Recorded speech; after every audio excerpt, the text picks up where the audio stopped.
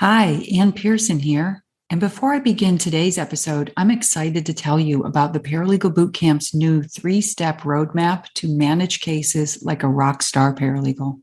If you're fairly new to litigation, this quick start guide will help you figure out 3 things that you can be doing to help you better anticipate what the attorney needs before they have to ask for it. It'll help reduce some of those last-minute scrambles, especially if you're working for an attorney who's a procrastinator or someone who doesn't always share all of the important case information with you. I put this 3-step roadmap into a downloadable PDF for you, and it's completely free. You can get yours on our website at paralegal-bootcamp.com/3steps.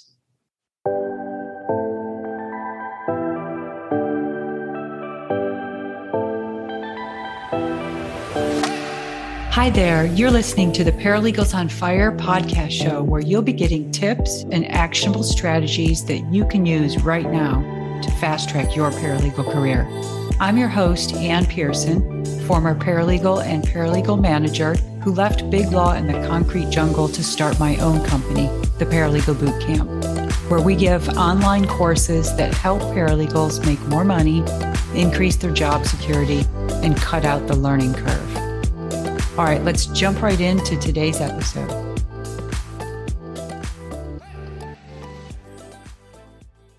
All right, we're back for another episode on the show of our monthly inspiration.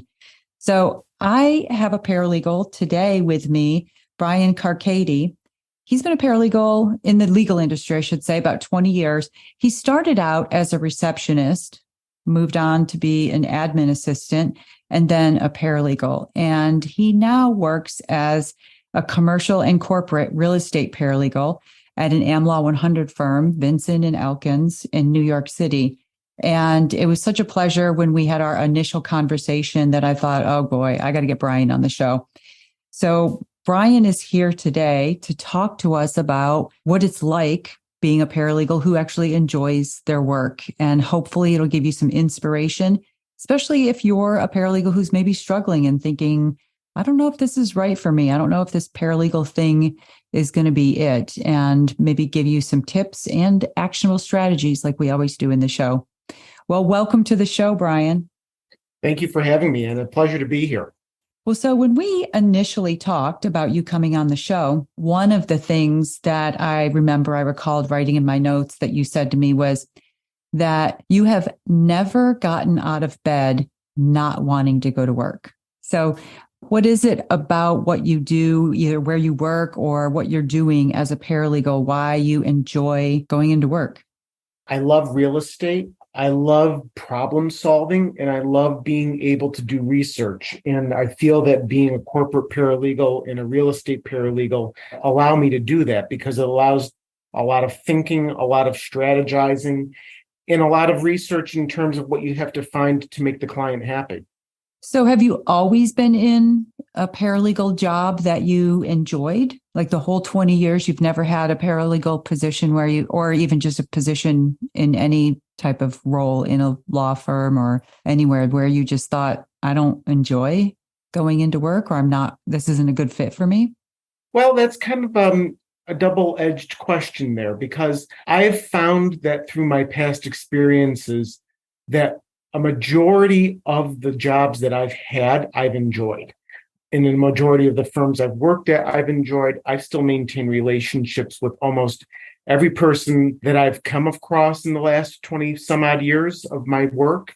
Generally speaking, I've found that during times of me not wanting to get out of bed, or shall I say not wanting to go to work, I've usually had to do a self-check to make sure the reason why that was. And 9 times out of 10, it wasn't because of the job. It was because of something I was going through personally at that time.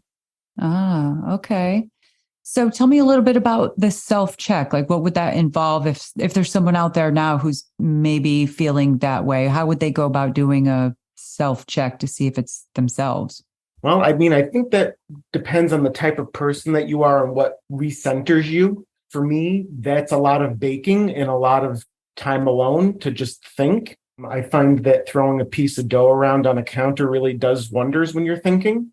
For other people, it might be going for a hike. It's very important to make sure that you have an outlet for decompression. So then that way you can think clearly and center your thoughts. That's some good advice. Yeah. As you were saying that, I was just thinking to myself, for me, it's either going for a walk on the beach or gardening. So I could see baking would definitely be one. Absolutely. And I do a little bit of gardening too. So, I mean, whatever helps you to decompress, I would suggest doing that. And then usually the thought process comes right around that time. At least for me, it does. So you go through the self-check, you determine that maybe it's something going on in your life. Then what do you do about it? Is it just a mindset shift that then you don't take it out so much on the job or the people at work? Yeah. For example, like 10 years ago, I was having a really hard time at my office.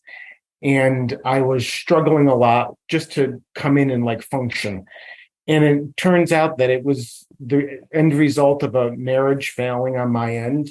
I was taking care of a sick relative, and that coupled with work was just overloading me. I ended up taking some time off to kind of regroup myself. And what I ended up doing was finding a job that was a little bit less stressful for the time period of taking care of that sick relative. Oh, good advice. So do you have any specific advice besides the self-check that you could give to someone listening who might not enjoy being a paralegal? And how would they know? How do they know?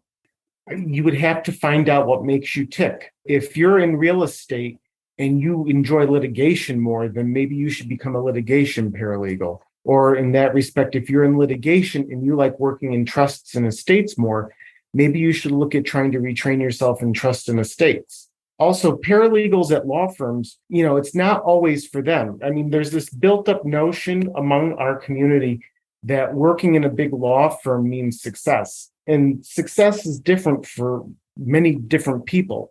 Success for you might be working in-house. Success for the person questioning this might be working at a smaller firm as opposed to a big law firm. Success may be working in a title company versus working in a law firm. You just have to figure out what would work best for you. Yeah, I couldn't agree more. It could be any of those things or all of those things. And it could even be maybe you like doing litigation, but you'd be better off at a smaller firm. Why don't we go into that if we can? What do you think would be the difference? So you're at a large firm. Are there any particular pros or cons that you can think of, large firm versus small firm, if someone might be struggling with that? Well, I can't really think of a con. It's really going to be suited more towards your person. Like in a larger firm, there are a lot of different resources that you can pull from in order to help you do your job. You're part of a bigger team. In a smaller firm, you may be it. So you may be having to do every little bit of that, case that you're working on. Whereas in a larger firm, you might have the ability to send a document off to a group to have them retype it for you while you're working on something else. Or you might have the ability to call your research department to help you find some case law on something versus you going to your law library or pulling up Lexis or Westlaw on your own. Yeah. And sometimes money can be a factor as well. Large firm versus small firm. It can. It just depends on, the type of smaller firm that you're going to. I mean, if you're working for a solo practitioner, that's going to be a lot different than working for a boutique law firm that has a couple of major clients that can pay what a major law firm, AM 100 law firm, is paying you. In New York City, you see, the gamut of different law firms out there that it could be a solo practitioner, it could be two practitioners, it could be a mid-level boutique with like 50 lawyers, it could be A&M 100, it could be anything, in between. And all of those come with different pay scales. Yeah, speaking of that, what I was going to ask, I know that you're in New York City and you're in one of the few states, I think it's just California, New York, there may be a third one I thought I heard of, that recently they've put it out there that they're requiring employers to post salary ranges in their job advertisements. Do you think that's a good thing for the paralegal profession? Yes and no. Currently, the law, the way I'm reading it, is that the law exists only for New York City. It's a New York City nuance. I don't think the rest of the state has to comply with it. I could be wrong. But I do remember Mayor de Blasio stating that was one of his actionable items right before he left office. I feel that sometimes it's good to know what your salary range might be if you're applying for a job. On the other hand, a lot of these recruiters now, especially when they're calling people because they can't find bodies to fill positions, they'll give you a range, and then that range could be like in between $30,000 and $50,000 difference. It doesn't necessarily mean that you're not going to even hit that range. You may end up getting offered something lower because maybe your experience level isn't what they're looking for, but they're going to hire you anyway because they need somebody. So tell me, what would be 2 to 3 traits that you think you've benefited most from having in terms of your paralegal career? I would say the top 2 are communication and training. 2 of my favorite. Communication, because you always have to try and be on the same page with the partners and the associates and the other paralegals that you're working with. And if you're out of the loop, it's very hard for you to do your job. So then you have to be proactive to be able to speak with them and ask them the questions that you need to know. What training is, since a lot of people in my arena who started working in law firms in the late 90s saw the advent of a lot of new technology that I think a lot of us also take for granted a little bit today. When I first started working, we had no internet in the office. We didn't have email. We had a fax. No one had a BlackBerry. No one had an iPhone. I would have to say the phrase diversity, equity, and inclusion wasn't even thought of yet, probably back then. It wasn't until the early 2000s when the managing partners at the firm that I worked at the time actually got BlackBerries, and they were responding while they were in meetings, and everyone thought that was a great thing because you could get a hold of somebody now all the time, which that's a double-edged sword too for some people.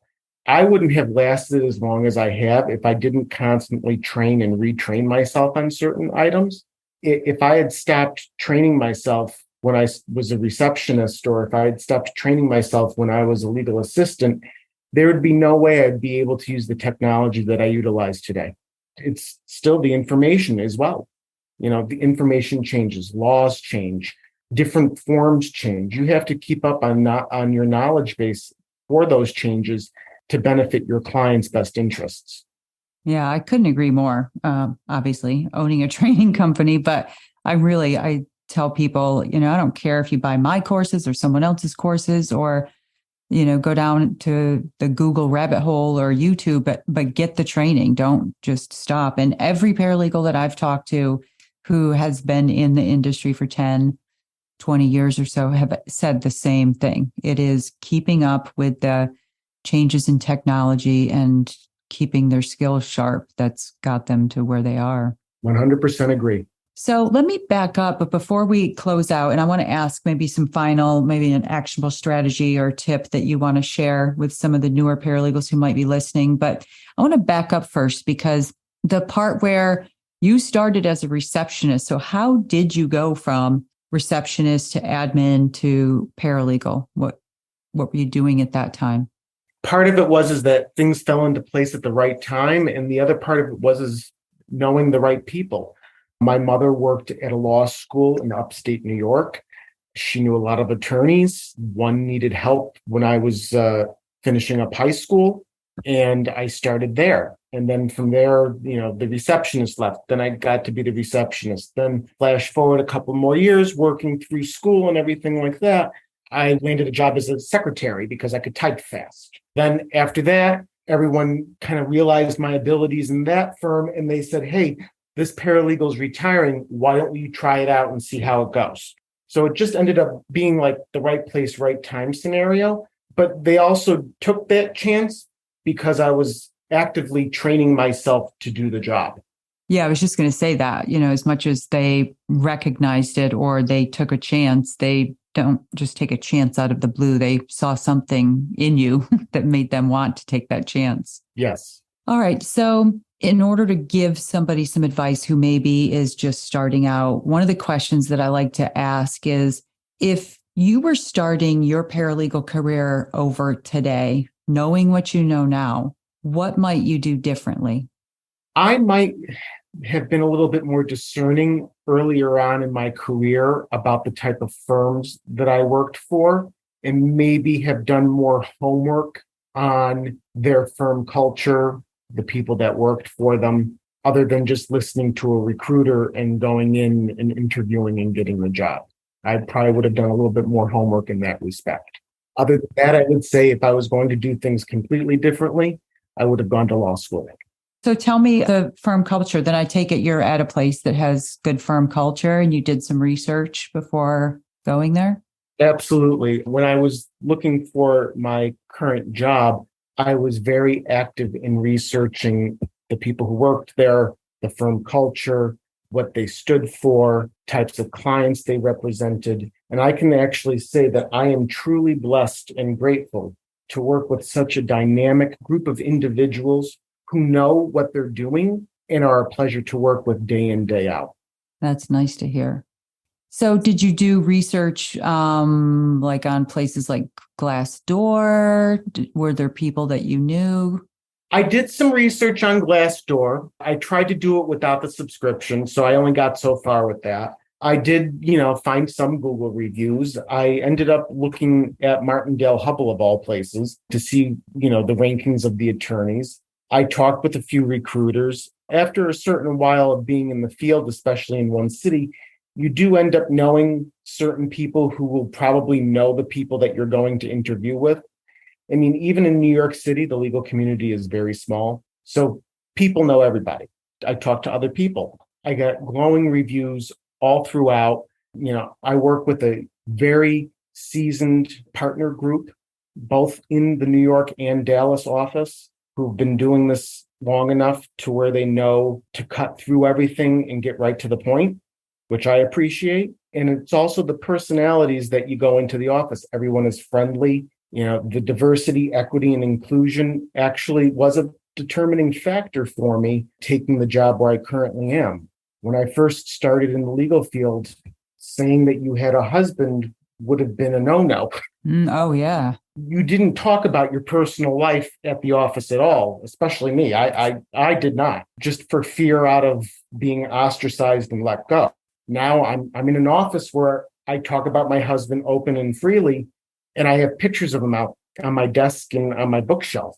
It's a wonderful thing to see how far the profession itself has come in just that short time span. Well, and so if you don't mind, can I touch on that just a little bit more? Because one of the things that I have heard from some paralegals is that they have a DEI at their firm, or they think, the firm has rolled one out and they've put it in their firm manual and on the firm's website, and they've maybe got a partner in charge of it or whatever. But in reality, it doesn't work like that. Like they don't feel comfortable doing like what you said you've been able to do. Again, that boils down to being able to read your audience and kind of get that feeling when you speak with them in your initial interviews, or being able to know where to look for on their website, because firms categorize these things differently on their websites. They have different ways of rolling these things out. I'm very fortunate enough at Vincent and Elkins that not only is it true in that they work to maintain this sort of relationship with their employees, but it's one of our major initiatives at the firm. They hire the right people to enact what their policies are. They have committees and subcommittees that meet. They have mentorship programs for associates that make them feel welcomed. I mean, in my group alone, I'm one of a few LGBTQ people in our group.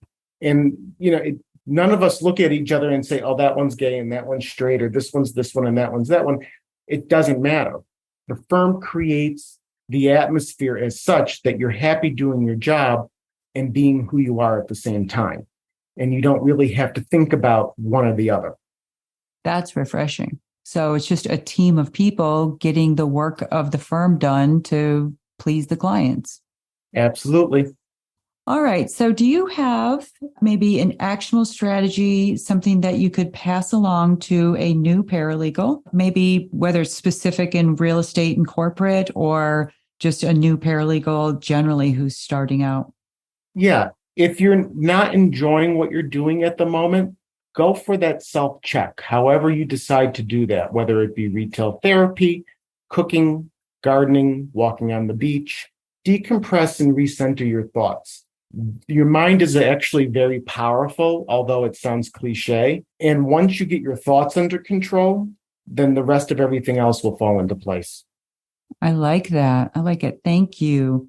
All right. So that's it for this episode, for this month's Paralegal Inspiration episode. Brian, I want to thank you so much for taking your valuable time out to share some inspiration with other paralegals. Oh, it was my pleasure, Ann. Thank you so much for having me here.